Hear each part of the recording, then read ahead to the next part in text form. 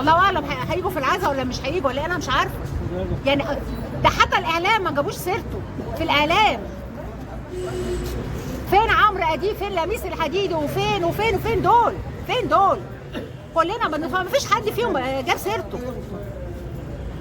فين المهرجان القاهره السينمائي الدولي؟ ما حدش جاب سيرته. يوم الاحد لما تتوقف حوالي الساعه 3 4 كان يوم الافتتاح، كان يوم 13. ما حدش جاب سيرته. محمد سلطان ده قيمه وقامه. محمد سلطان ده مدرسه يدرس انسانيا وفنيا. ليه يتعمل فيه كده؟ ليه يتعمل فيه كده؟ وكان يقول لي انا عمري ما شفت حد بيحبني زيك، زي انت وبنتك.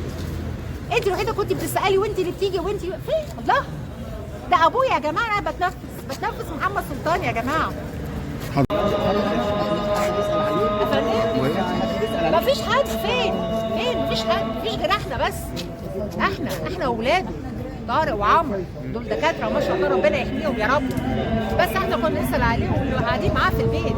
انا كنت على طول بسال عليه وبنتي كانت بتسال عليه. زعلان قال لي فين دول؟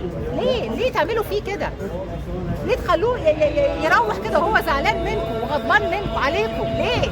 هو محمد سلطان ده ايه؟ مش ابوكم واخوكم وهو اللي عملكم وهو اللي اكتشفكم وهو فين؟ انا مش شايفه حد.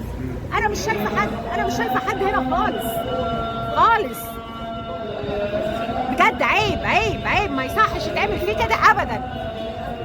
ايه ده؟ كنت اكيد بتتواصلي مع الله يرحمه كتير. هو كان عيد ميلاده في 20/7/2022 السنه دي. عملنا له احتفال صغير كده انا وبنتي نانسي واللي في البيت وكده. كان مبسوط قوي وفرحان وسعيد.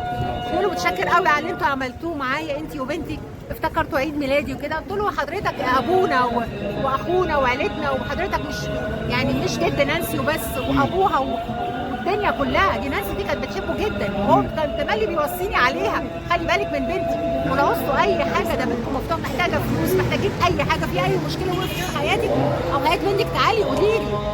يتعمل فيه كده ولا حد يعبره ولا حد يسال فيه ولا حد يجي بالتليفون حتى. فين البيت؟ بقاله يومين من يوم الحد لغايه امبارح.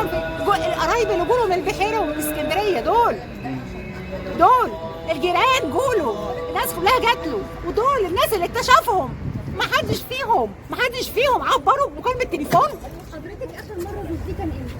ده ما فيش من ايه، بتاع 5 ايام ولا اسبوع. طب يعني اللقاء اللي كان بينكم كان ايه؟ قال لك ايه بس اخر وصاياه مثلا؟ ده هو بيقول انا بحبكم وبموت فيكم، وبيقول لي انت بالذات ليكي معزه خاصه عندي يا نيفين. بيقول لي عنك ازاي؟ كان بصي طيب وحنين وكان بيطبطب عليا وكان بينصحني، وكان على طول بيقول لي لو محتاجه اي حاجه قولي لي، ده بيتي. وكريم ده احنا عشنا اكتر من 25 سنه.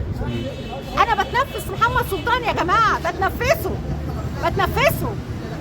ده الله يرحمه ده عمري يعني ما هيتعوض. ده بالنسبه لي حياتي وانضف بني ادم قابلته على وجه الارض كلها، الكره الارضيه. كان ليه وصايا معينه؟